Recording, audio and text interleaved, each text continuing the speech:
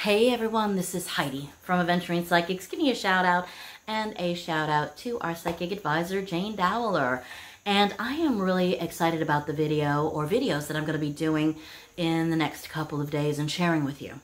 And this was a request from one of Jane's spirit guides.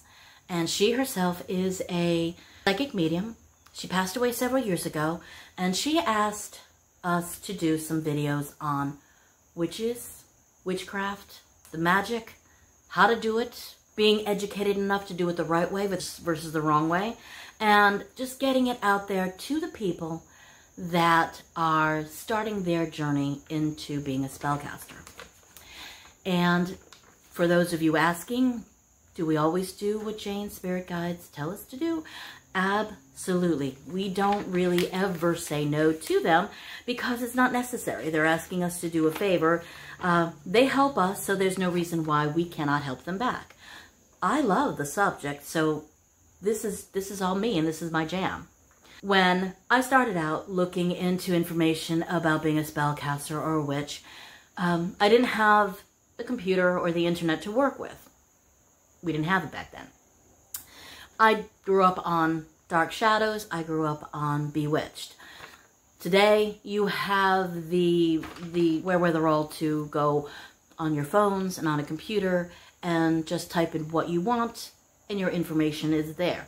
It is up to you as an individual to educate yourself on the type of witches that are out there and what is drawn to you. Now, before you dive in too deeply and get overwhelmed, you can go from 4 styles of witches to 47 and above. There's a lot of witches and witch styles out there.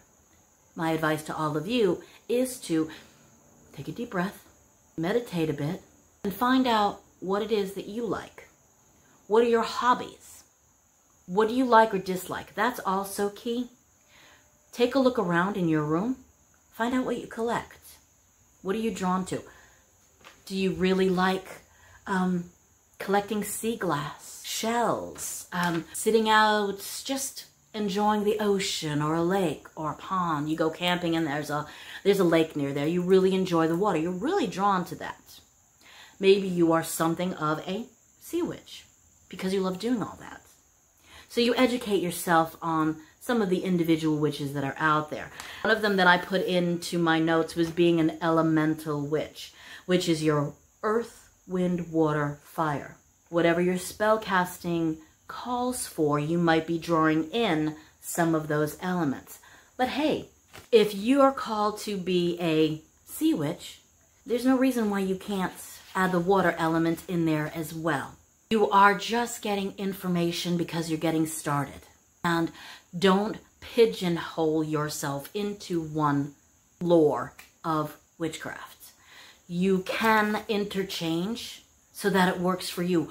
What kind of charm or spell would you like to be doing? What instinctually calls you to have in your circle or your area of spell casting? You can do it on a chair. You don't have to sit on the floor and draw a circle around you, especially if you don't have chalk. However, you can also create your white circle around you as well, and you're able to seal it, and when you're done with the spell, you're able to mentally open it up. You are not hindered into what kind of witch magic you can do. Make sense? The elementals go with being anything that is cosmic, eclectic, lunar. I personally am a kitchen witch and a green witch because I go with both of those. I love the homemade items. I love protection spells. I love creating oils and balms and tinctures. B-A-L-M-S, by the way.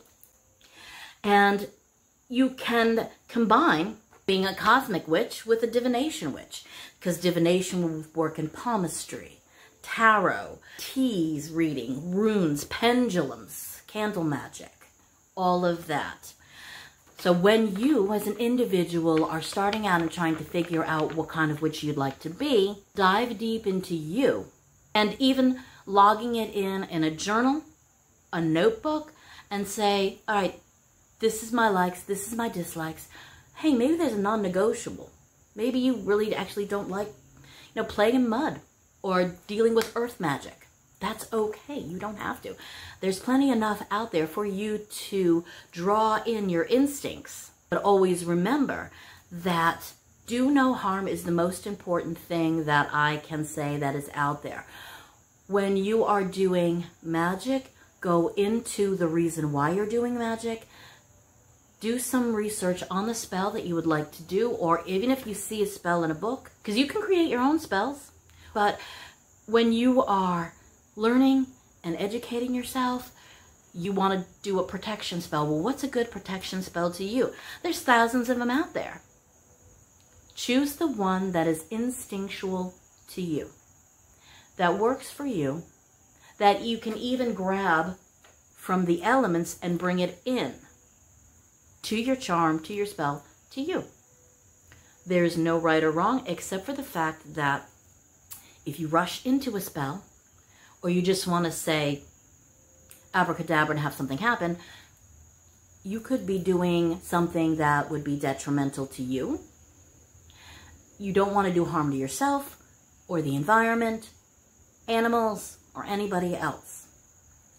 You want your spell and charm to work. So that's why you need to take this as an opportunity to be patient, because that's key as well. Figure out what your intention is. Don't have your spells or charms go all over the place. Oh, sorry about that. And hone in your skill. You don't have to grab all the information all at once, but it's good to have maybe like a starter book. And I will put a link down there to let everybody know the kind of books that I have and what I started out with. And maybe building up your own magic and maybe your own psychic powers as well. Your intuition. That's important to work with when you're doing any kind of spells. And just be confident in yourself. You want to do this. You've just set your intention. Fabulous. How do we manifest the intention? What are you going to do? You're going to research. You're going to learn how to breathe, and you're going to learn how to meditate so that you're able to execute these charms and spells so that they work for you. How do you know that they work? You will see the results of your charms and spells. Usually, for me, as Heidi, because I've been doing long, in under 24 hours. But that's because I've been doing it longer. If I want something that's bigger and I need to help myself help the charm, it might take a couple of days. But the intention is out there. I bring in some of the big stuff of, the consecrated salt, the holy water, the holy oil, depending upon what I need to do, and what Jane and I might need to do to execute something into action. But if you're beginning, you really want to have patience with yourself, and you really want to hone in your instincts, hone in your confidence, and just start off even keel. Start off just gaining the knowledge. And when I do a spell, honestly, I really like to go hog wild and say I'm going to bring some of my herbs into the bath with me or into the shower with me so that I have some of that earth magic to work with. Some of I also do a essence that I'll have a fragrance in the shower or the bath with me. So I'm, cleansing out my sinuses, cleansing out, the brain, so that when I start off on my own, spell casting, I'm cleansed, I'm charged, I'm ready to go. So, some of the things that I'm going to be talking about on the next couple of videos, which have been asked of me, will be differences between a wizard, a witch, and a warlock. You don't hear the word warlock a lot, so I'm going to bring that in. Difference between the black arts and the white arts. And we're going to touch a little bit upon voodoo as well. Later on, towards the end, I'm going to probably I'm going to give you a spell of your own so that you can work with. I haven't figured out which one because I really want to make it special for all of you. And then really towards the end, I might do something extra for all of you from our website, okay? So I want you to want to make sure that I've gone over all of my notes. So, yeah,